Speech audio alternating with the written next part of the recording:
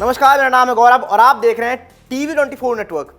क्या सच में भारत के लिए नंबर 4 पर टेस्ट मैच में बैटिंग करने वाले की कप्तानी मिलते ही काया पलट जाती है? क्या सच में कप्तानी मिलने के साथ ही शुभमन गिल जो है वो किंग कोहली के रास्ते पर बिल्कुल प्रिंस गिल की तरह चल पड़ेंगे? ये हम नहीं कह रहे हैं, ये कुछ स्टैट्स बता रहे हैं और ये शुभमन गिल के फैंस लगातार कह रहे हैं। अब क्या है कहानी पूरी, वो इस वीडियो में आपको बताएंगे, सब कुछ समझाएंगे। तो उससे पहले अगर आपने अभी तक चैनल को सब्सक्राइब नहीं किया तो जल्दी से कर लीजिए। वीडियो पसंद आए तो लाइक करना बिल्कुल ना भूलें। तो खैर मुद्दे पर आते हैं। सबसे पहले अब देखिए, हम सभी को पता है कि टेस्ट सीरीज जो है वो आज से सिर्फ और सिर्फ 6 दिन बाद स्टार्ट हो रही है। उससे पहले शुभमन गिल की ये पहली सीरीज होगी एज एन इंडियन कैप्टन। यहाँ पर वो भारतीय टीम की कप्तानी करते हुए टेस्ट मैचों में नजर आएंगे विराट कोहली और रोहित शर्मा की रिटायरमेंट के बाद। तो अब सबसे बड़ा सवाल है, क्योंकि सिर्फ शुभमन गिल की जो एवरेज है वो इस समय पर 35 की एवरेज है, जो कि बहुत मामूली सी है अगर आप एक ओपनर के लिहाज से, एक नंबर 3 और नंबर 4 के बल्लेबाज के लिहाज से सोचते हो। टेस्ट क्रिकेट में बहुत मामूली सी है, लेकिन जो उनमें टैलेंट है वो इससे बहुत ज़्यादा बढ़कर है। हम सभी को पता है, जो उन्होंने कई बार दिखाया है, लेकिन शायद वो अभी रेड बॉल से यूटिलाइज अपने टैलेंट को नहीं कर पाए हैं। लेकिन अब इसको किस तरह से वो यूटिलाइज कर सकते हैं और क्या कप्तानी मिलते ही बिल्कुल काया पलट जाएगी उनकी, तो उन चीज़ों को डिस्कस करेंगे हम यहाँ पर। मैं एग्जाम्पल लेता हूँ विराट कोहली का। विराट कोहली को जब 2013 में कप्तानी मिली थी टेस्ट क्रिकेट की, वहाँ पर कहानी क्या थी विराट कोहली के लिए? उससे पहले जो उनकी एवरेज थी टेस्ट मैचों में 39 की थी। शुभमन गिल की हालांकि 35 की है, उससे भी कम है, लेकिन वहाँ पर विराट कोहली वो विराट कोहली नहीं बने थे।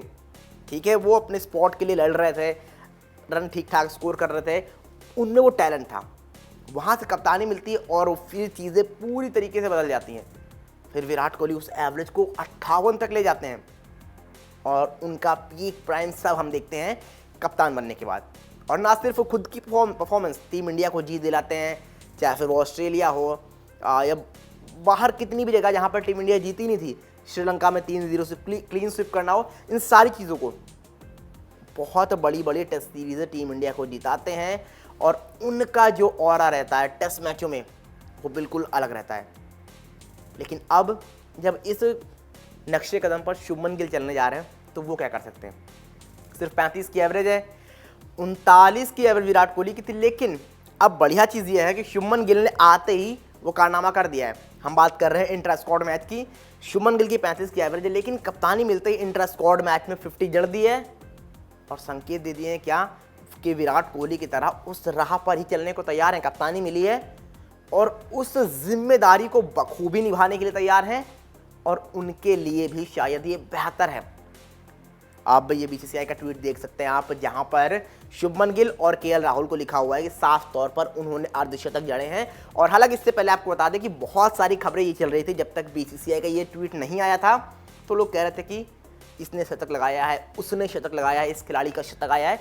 शतक किसी का नहीं आया है, अर्धशतक आया है KL राहुल का और शुभमन गिल का उस इंट्रा स्क्वाड मैच में, साफ तौर पर। ये BCCI का ट्वीट भी है। लेकिन अब देखते हैं, यहाँ पर 50 आई है, लेकिन इसके अलावा आप लास्ट की जो 10 इनिंग्स है जहाँ पर एक मैच में बल्लेबाजी नहीं आती शुभमन गिल की, 9 इनिंग्स जो है टेस्ट मैचों में, वहाँ पर आप साफ तौर पर देखोगे स्कोर बहुत ज़्यादा अच्छे नहीं है।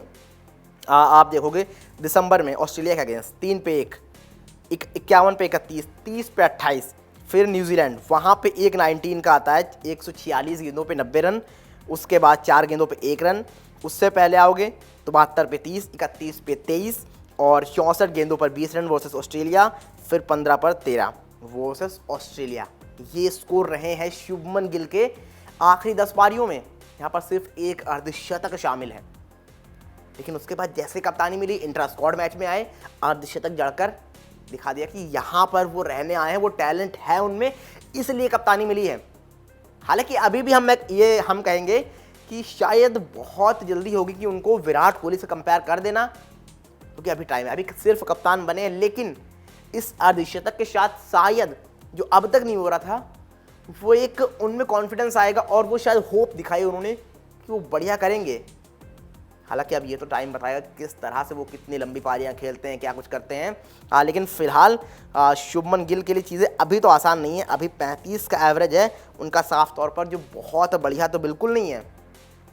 तो यहाँ से शुभमन गिल को अपने गेम को आगे ले जाना है, और अगर उनकी 35 की एवरेज है, वो यहाँ पर 40-45 की एवरेज से इंग्लैंड की सीरीज़ में रन बना देते हैं, तो ना उनकी थोड़ी सी एवरेज ऊपर जाएगी, बल्कि टीम इंडिया के लिए बहुत फ़ायदेमंद होंगे इंग्लिश कंडीशंस में। और फिर शायद टीम इंडिया भी ऊपर लगी हुई देखे आप मोस्ट ऑफ द मैचेस में। अगर इनके रन आते हैं, कप्तान के रन आते हैं और शानदार तरीके से रन आते हैं, तो आप बढ़िया चीज़ें देखोगे। लेकिन अगर वो नहीं होता है, खुद पे प्रेशर आएगा, कप्तानी का प्रेशर आएगा, बल्लेबाजी का प्रेशर आएगा, और ये सारी चीज़ें होंगी, तो टीम इंडिया पर भी प्रेशर आएगा, सारी चीज़ें होंगी। लेकिन अगर यहाँ पर शुभमन गिल इस सीरीज़ में खुद को प्रूव करते हैं एज एन बैट्समैन, और अगर एज एन बैट्समैन बढ़िया करेंगे, वो एज एन बैटर बढ़िया करेंगे, कप्तानी भी मुझे लगता है कि ऑटोमेटिकली बढ़िया होने लगेगी। क्योंकि अगर आपके पास वो कॉन्फिडेंस रहेगा तो चीज़ें बढ़िया होंगी, लेकिन अगर वो नहीं रहता है तो थोड़ी सी चीज़ें खराब हो सकती हैं। तो फिलहाल के लिए अब देखते हैं क्या कुछ करेंगे यहाँ पर साफ तौर पर शुभमन गिल अगली सीरीज़ में। लेकिन शुरुआत बढ़िया की है, अर्धशतक लगाया है कप्तानी मिलने के साथ ही। खैर आप बताओ, आपको क्या लगता है इन सारी चीज़ों के बाद शुभमन गिल किस तरह का प्रदर्शन करने वाले हैं नेक्स्ट सीरीज़ जो होने वाली है अगेंस्ट दी इंग्लैंड। आज से बहुत ज़्यादा टाइम बचा नहीं हुआ, सिर्फ 6 दिन यहाँ से दूर है। आप बताइए किस तरह से टीम इंडिया प्रदर्शन करने वाली है वहाँ पर, क्या लगता है आपको, और शुभमन गिल क्या लगता है कितने रन बनाएंगे वहाँ पर, किस एवरेज से बनाएंगे और किस तरह से बनाएंगे। जो भी आपको लगता है कमेंट करके बताना बिल्कुल ना भूलें।